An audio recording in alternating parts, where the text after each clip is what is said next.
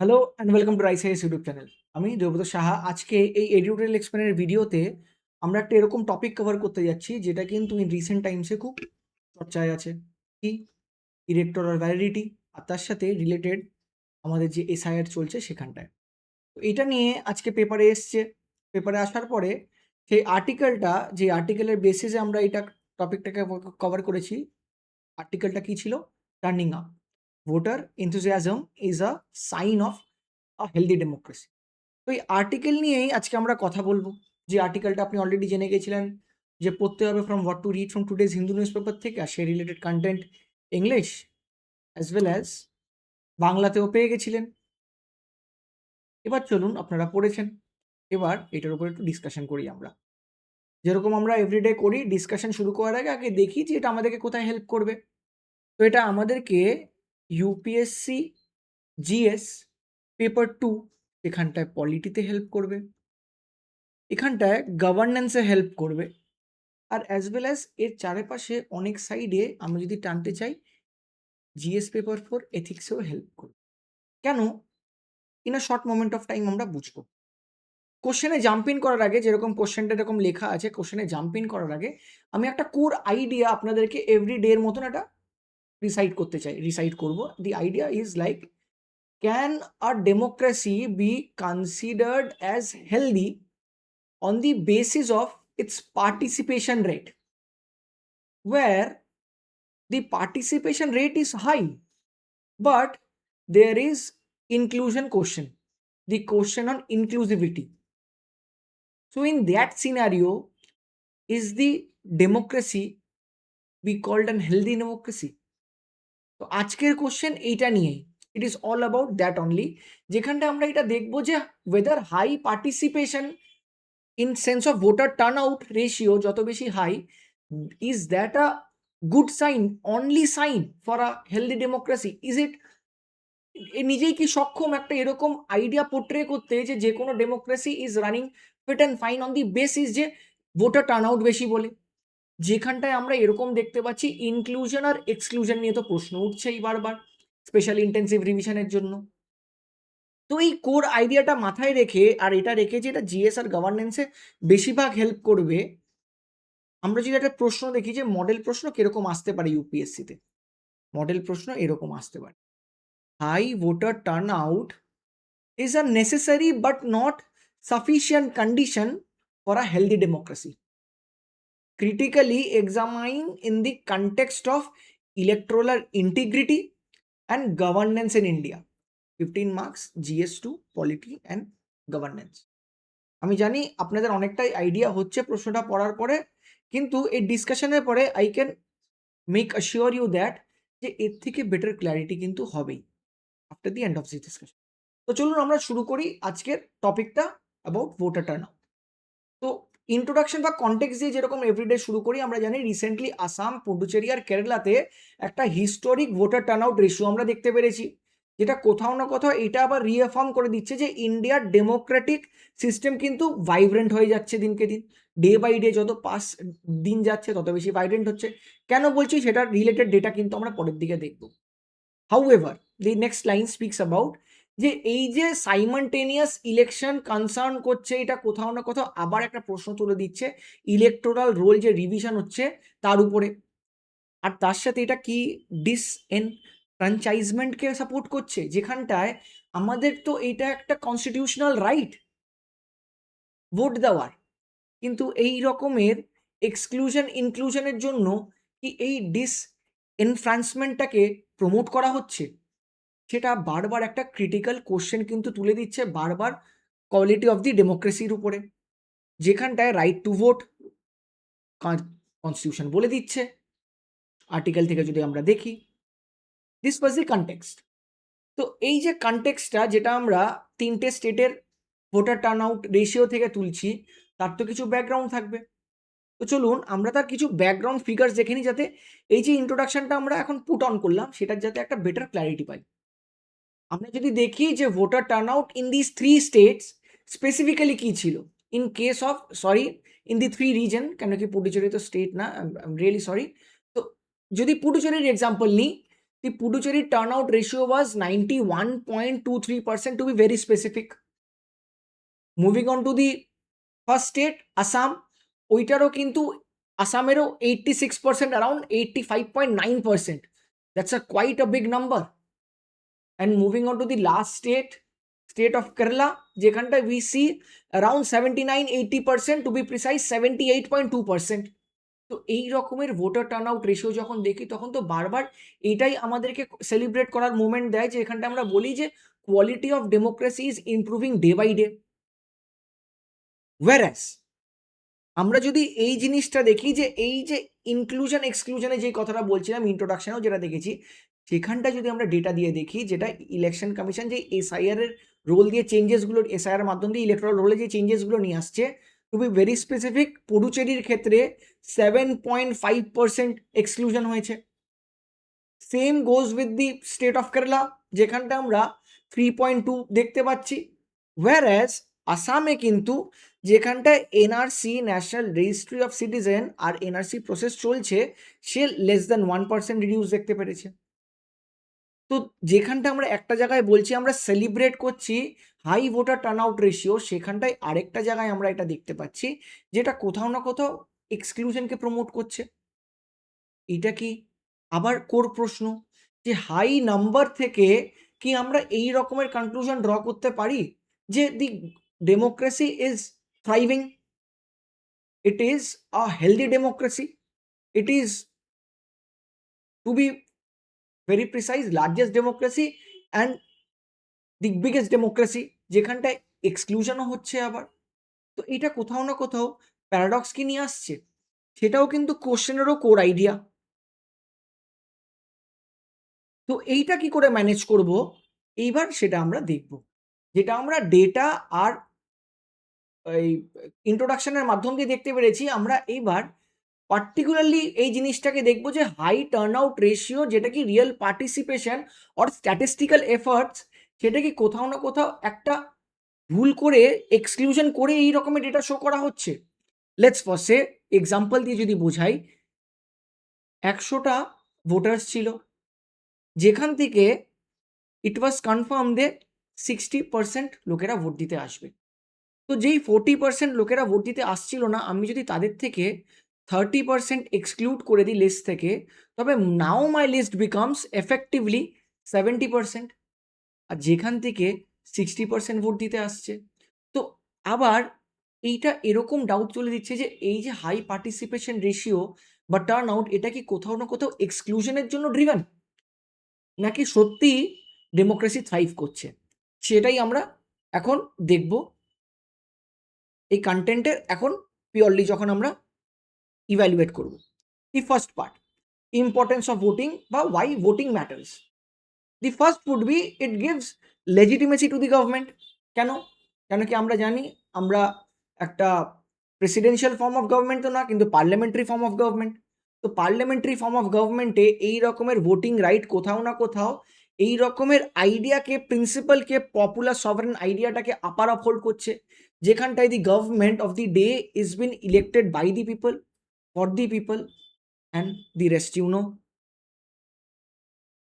দি second part, এটা কোথাও না কোথাও ইনক্লুসিভ রিপ্রেজেন্টেশনের দিকেও ইঙ্গিত করছে। কেন কি এই ভোটিং থেকে উই গেট টু সি যে এই রকমের in democracies low turn out among marginalise section tribal leads to policy blind spots.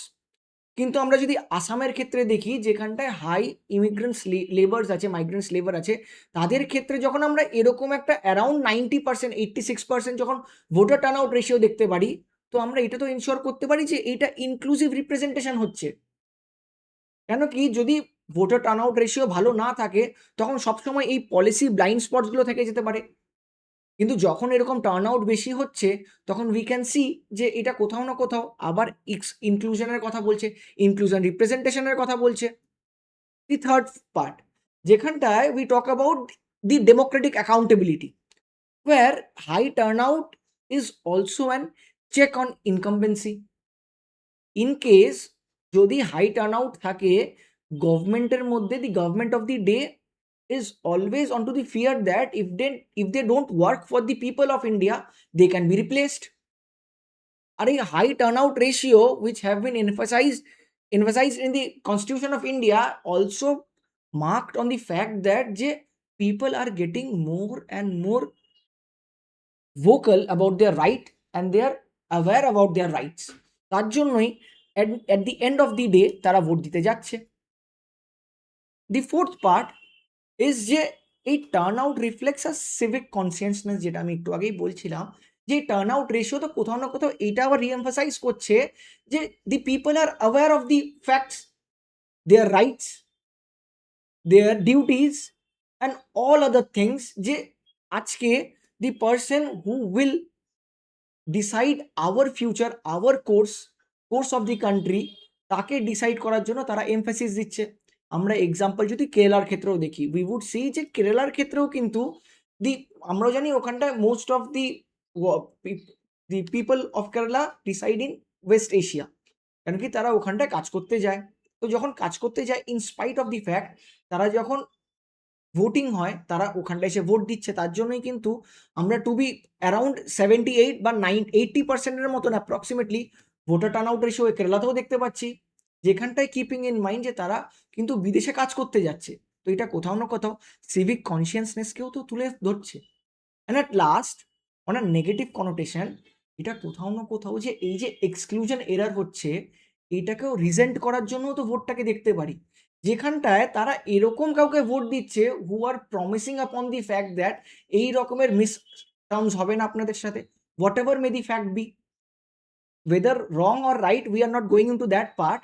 আমরা এইটা কথা বলছি যখন এক্সক্লুশন হচ্ছে, এরকমও তো কারোর মনে হতে পারে যে এই এক্সক্লুশনটা ঠিক না। তো এই রকমের রিজেন্টমেন্ট জানানোর জন্য তার কাছে কি উপায় আছে? আমরা তো সুইডেনের মতন পোল সিস্টেমে ফলো করি না, যেখানটায় প্রত্যেকটা ডিসিশন পোলিং ওয়াইজ ডিসাইড হবে, আবার ভোটিং করানো হবে না। ওয়ান্স ইন 5 ইয়ার্স আমরা একবার ভোট করব। এই ভোটের মাধ্যম দিয়েই তো কোথাও না কোথাও সে নিজের রিজেন্টমেন্টটা জানাবে the citizen of the country, যে whether they support the policy or they don't support the policy. Even if they don't support the policy, they have the right to vote and cast যে they don't support the policy. তো এইটা কোথাও না কোথাও সেইটাকেই represent করছে। At the same point of time আমরা যদি দেখি যে এই যে ভোটার টার্ন আউটটা, যেরকম আমি প্রথমে বলছিলাম the democracy is getting healthier day by day. কেন? কেন কি আমরা যখন ডিউরিং ইন্ডিপেন্ডেন্স দেখছি the voter turn out ratio was below 50%, to be precise 45.7%, কিন্তু with changing times we are seeing এটা is moving to 70%, around 70%, 65 to 70%, taking consideration the all parts of India.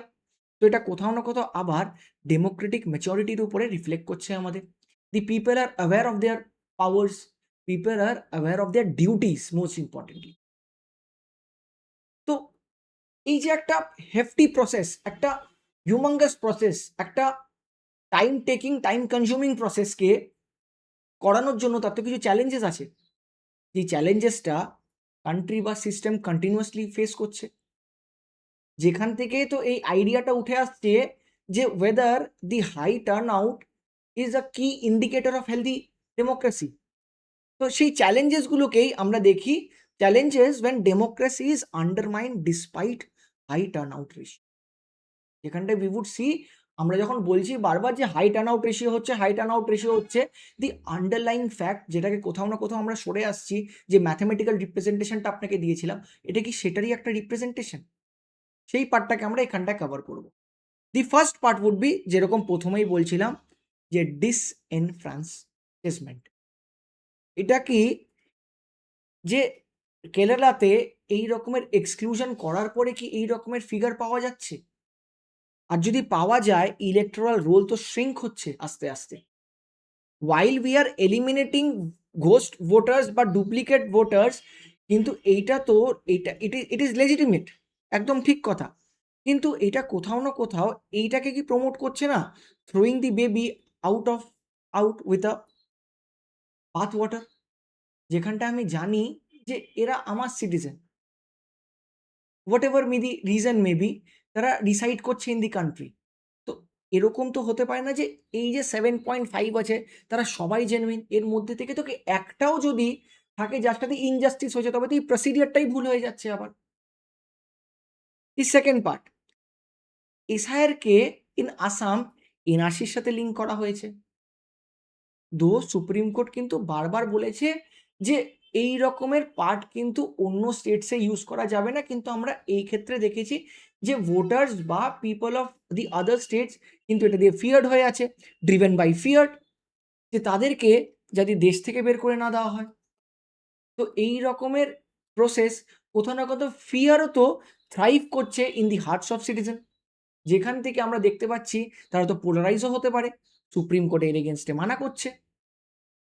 The third part, ECI facing institutional credibility issue, যেখানটা আমরা দেখছি যে এই রকমের procedure is no doubt good for voter roll management, কিন্তু এই procedure taking delay and at the same point of time taking all the time is not good.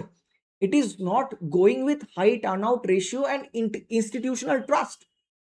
Both are in adverse situation. যখন আমরা এরকম high voter turnout দেখতে পাচ্ছি, at the same point of time আমরা এরকমও দেখতে পাচ্ছি যে রিজেন্টমেন্ট অ্যামাউন্ট দি সিটিজেন্স, যেখানটায় trust of the institution is degrading day by day. At the same point of time আমরা যদি মাইগ্রেন্ট ভোটার এক্সক্লুশনকেও কনসিডার করি, যেখানটা আমরা বলছি যে ওয়াইল আসাম স আ মাইগ্রেন্ট রিটার্ন, কেরালা যে ওয়েস্ট এশিয়ান কেরালার পিপল যারা ওয়েস্ট এশিয়াতে আছে তারা কিন্তু কোথাও না কোথাও এইখান থেকে এক্সক্লুড হয়ে যাচ্ছে due to geopolitical presence, geopolitical reasons. তাদের জন্য কিন্তু এরকম কোনো প্রসিডিয়ার নেই যেখান থেকে তারা ভোট দিতে পারবে। তো এরকম ডেটা 78 অ্যারাউন্ড 80%, যেটা বারবার এটা এমফাসাইজ করছে যে high turn out ratio and thriving is equal to thriving democracy, সেটা কোথাও না কোথাও ফলসিফাই হয়ে যাচ্ছে না। কেন কি এই ইমিগ্রেন্টস বা মাইগ্রেন্ট লেবার যারা ওয়েস্ট এশিয়াতে ডিউ টু জিওপলিটিক্যাল সিচুয়েশন আসতে পারছে না, ভোট দিতে পারছে না, এটা কোথাও না কোথাও তাদের তো ভোটিং রাইটকেও কোশ্চেন করছে। তো আমাদের এখানটায় এরকম কোনো সিস্টেম নেই যেখানটায় এই জিনিসটাকে কন্ট্রোল করা যেতে বা তাদেরকে এই রকমের ফেসিলিটি অ্যাওয়্যার করানো যেতে পারে। দি সেকেন্ড লাস্ট পয়েন্ট, যেটা কি খুব ইম্পর্টেন্ট, আমরা জানি সবসময় এই কথাটা বলা হয় যে voting is all about money power and electoral malpractices. তো সেখানটায় দাঁড়িয়ে আবার এই রকমের ডেটা 90%, 80%, 75%, এইটা ইন্ডিকেট করছে যে ডেমোক্রেসি থ্রাইভ করছে। কেন কি when it is all about money power, 10,000 crores of money was seized during 2024 election, more than 10,000 crores. তো এইটা এই রকমের মানি, ব্ল্যাক মানি বা এরকম চ্যানেলাইজড মানি ইনটু পলিটিক্স, এটা কি আমাদের ডেমোক্রেসি থ্রাইভ করানোর প্রশ্ন তুলছে? অ্যান্ড অ্যাট লাস্ট আমি যদি দেখি যে দি আপকামিং স্ট্রাকচারাল প্রবলেমসও কিন্তু এর সাথে কিছু অ্যাটাচড আছে, যেরকম ডিলিমিটেশন আর উমেন রিজার্ভেশন আপকামিং টেস্টও কিন্তু আমাদের ডেমোক্রেসির জন্য। খালি আমরা যদি আবার এই জিনিসটা দেখি যে 80%, 90% ভোটার টার্ন আউট মানেই ডেমোক্রেসি ইজ থ্রাইভিং, কিন্তু না। আমরা কিন্তু এর মধ্যে থেকেও যদি দেখি লোকসভাতে representation of marginalise section, specially women কম। আর we are not in a situation currently, in spite of the fact that we are having 90%, to be specified 70% all over the country voter turnout ratio, আমাদের fair representation নেই লোকসভাতে। Delimitation commission দিয়ে এরকম একটা problem হতে যাচ্ছে যে north south ব্লকে if you divide the country into two halves, north আর সাউথ সিট নিয়ে ওখানটায় প্রবলেমস আছে, সিট কি করে শেয়ার হবে সেটা নিয়ে ক্লিয়ারিটি নেই। Keeping all this things in mind, আমরা এবার একটা ওয়ে ফরওয়ার্ড ড্র করব। কিন্তু ওয়ে ফরওয়ার্ড ড্র করার আগে যেরকম আমরা প্রত্যেকবার দেখি, আমরা একটা গ্লোবাল প্রসপেক্টিভ নিয়ে নিই, যেখানে গ্লোবাল প্রসপেক্টিভে we see the best practices been practised across the globe, যাতে আমাদের কোথাও না কোথাও আবার একটা ব্যালেন্সড ওয়ে ফরওয়ার্ড ড্র করতে যাতে সুবিধা হয়।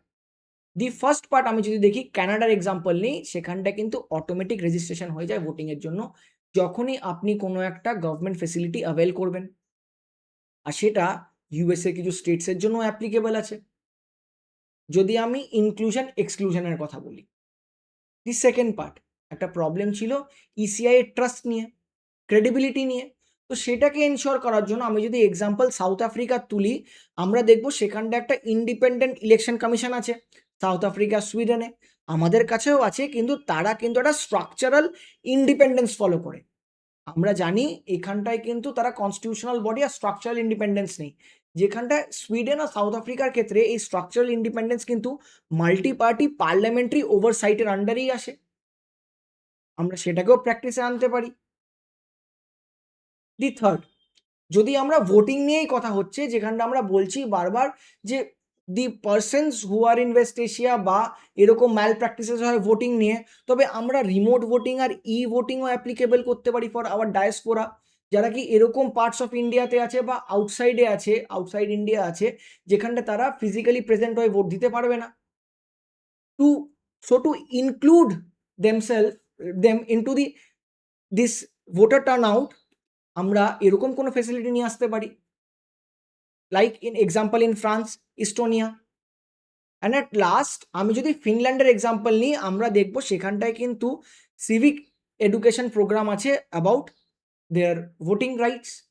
সেম ইন জাপান, স্কুলে কারিকুলাম আছে। তো আমাদেরকে আরও অ্যাগ্রেসিভলি এই জিনিসগুলোকে স্কুলিংয়ে ইনকালকেট করতে হবে, যাতে ফিউচার সিটিজেন্সরা নিজের রাইটসের ব্যাপারে অ্যাওয়্যার থাকে, নিজের ডিউটিসের ব্যাপারে অ্যাওয়্যার থাকে, অ্যান্ড মোস্ট ইম্পর্টেন্টলি যারা এখন ভোট দিচ্ছে, স্পেশালি মার্জিনালাইজ সেকশন, তারা যাতে নিজেদের ব্যাপারে অ্যাওয়্যার থাকে। Keeping all this things mind, আমরা যদি এবার একটা ওয়ে ফরওয়ার্ড ড্র করি, উই উড সি যে আমাদের ওয়ে ফরওয়ার্ডটা কোথাও না কোথাও আবার ব্যালেন্সড হচ্ছে। The first way forward would be reforms electoral roll, যেখানটায় আমাদের core idea would be not to exclude but to include. যেখানটা আমরা ভাবতে পারি যে কি করে আরও আমাদের ভোটার লিস্টে আরও আয়তায় নিয়ে আসা যায় উইথ লেজিটিমেট রুলস অ্যান্ড প্রসিডিয়ার্স। আমি কোনো ভুল বা খারাপ কাজ করতে রেকমেন্ড করছে না, কিন্তু what we are trying to say is the core motive of this SIR should be to include rather than to exclude. The second part would be strengthening constitutional safeguard around delimitation, যেখানটায় এই রকমের process should be done under multi party representation, যাতে concurrence থাকে এই প্রসিডিয়ার্সে, কারোর কোনো objection না থাকে, আর অবজেকশন থাকলেও সেটা যাতে ডিউলি অবজার্ভ করা হয়। দি থার্ড, রিপ্রেজেন্টেশন নিয়ে যখন কথা হচ্ছিল, তো যে 33% উইমেন রিজার্ভেশনের কথা বলছে, সেটা যাতে একদম অ্যাগ্রেসিভলি পলিটিক্যালি মেন্টালি ওটাকে অ্যাচিভ করা হয়, সেই পলিসিগুলো যাতে ইমপ্লিমেন্ট করা যায়, তার জন্য ইনস্টিটিউশনাল স্ট্রাকচারসগুলোকে রিভ্যাম্প করা উচিত। The fourth would be voting, যেরকম কথা বলছিলাম, যেখানটা আমরা দেখছিলাম যে ই ভোটিং ইস্তোনেশিয়া ফ্রান্সের ক্ষেত্রে, তো সেই রকমের ভোটিং যাতে অ্যালাউ করা হোক এখানটায়, যাতে এনআরআইসরা যারা বাইরে বাইরে আছে তারাও যাতে প্রক্সি ভোটিং দিতে পারে তাদের ক্ষেত্রে, বা তারা যদি চায় অনলাইন ভোটিংসের সুবিধা দিই, যেটা আমাদের পিস কিপার্সের ক্ষেত্রে আমরা করে থাকি, যারা ইউএনের পিস কিপার্সরা আছে তাদের জন্য এই ভোটিং ফ্যাসিলিটি অ্যাভেলেবেল আছে। তো এই ফ্যাসিলিটিটাকে যাতে আরও বড় করা হোক, সবাই যাতে, যে এনআরআইস বা সিটিজেন্স অফ ইন্ডিয়া যারা যারা আছে, যারা যারা ভোটিং রাইট হোল্ড করে, তাদেরকে যাতে ভোটিং দিতে অ্যালাউ করা হোক। দি ফিফথ উড বি যে যেই ট্রাস্টটা কোথাও না কোথাও হারিয়ে যাচ্ছে, সেটাকে স্ট্রাকচারালি আরও স্ট্রেনথেন করা হোক, রিফর্মস নিয়ে আসুক অ্যাপয়েন্টমেন্টসে, যেখানটায় বারবার সুপ্রিম কোর্ট এটাকে এমফাসাইজ করেছিল যে the appointment procedure of the chief election commissioner should be concurrence and not should be made by a single party. তো সেখানটা যাতে কনকারেন্স থাকুক, কেন কি এটা একটা কি position. At the same point of time যে সুপ্রিম কোর্টের যে Anoop Banwal versus union of India 2023, সেটাকে রিইনস্টেট করা হোক। And at last the literacy part, keeping in mind Japan, we would see যাতে স্কেল আপ হয় এই রকম ইলেকট্রাল লিটারেসির উপরে, ইলেকট্রাল লিটারেসি ক্যাম্প নেওয়া হোক, initiative in school and colleges নেওয়া হোক, জিনিসটা যাতে বারবার যে আমরা বলছি যে ভোটার টার্ন আউট রেশিও মানেই যে ইনক্লুশন, সেটা যাতে সেই রকমের আইডিয়াটাকে যাতে ডিফাই করা যেতে পারে, যে ভোটার টার্ন আউট রেশিও মানেই যে ইনক্লুশন না, এই ভেরি আইডিয়াটাকে যাতে ডিফাইন করা যেতে পারে, তবে এই রকমের অ্যাওয়ারনেস কিন্তু খুব দরকার। সেটাও যেটা স্পেশালি অ্যাপাথেটিক আরবান ইলেকট্রোরেটসের মধ্যে আছে। আমরা দেখেছি রুরাল ইলেকট্রোরেটসরা কিন্তু they are more proactive about their voting rights, কিন্তু আরবান ক্ষেত্রে কিন্তু এই জিনিসটা নেই। এটাকে আরও ইনকালকেট করতে হবে, দেখতে হবে জিনিসটা যে প্রবলেমটা কোথায় আছে, আর তার সলিউশন বের করতে হবে। Keeping all this things in mind, আমি যদি এবার একটা কনক্লুশন ড্র করি, the conclusion would be the record breaking turnout in 2026 poll serves a political reminder that Indian citizen views ballot box as the ultimate tool to change self assertion. যেরকম আমি বলছিলাম, আপনি যখন ভোট দিতে যাচ্ছেন, কোথাও না কোথাও আপনি আপনার ইচ্ছাটাও প্রকাশ করছেন with the policy, and it is the same very voting through which you are showing your resentment towards the policy. তো এই ভোটার টার্ন আউটটা কোথাও না কোথাও এইটা তো ইন্ডিকেট করছে, we can't defy the fact that people have recognise the fact the ballot box is the only solution to show their support or resentment against any government or any policy.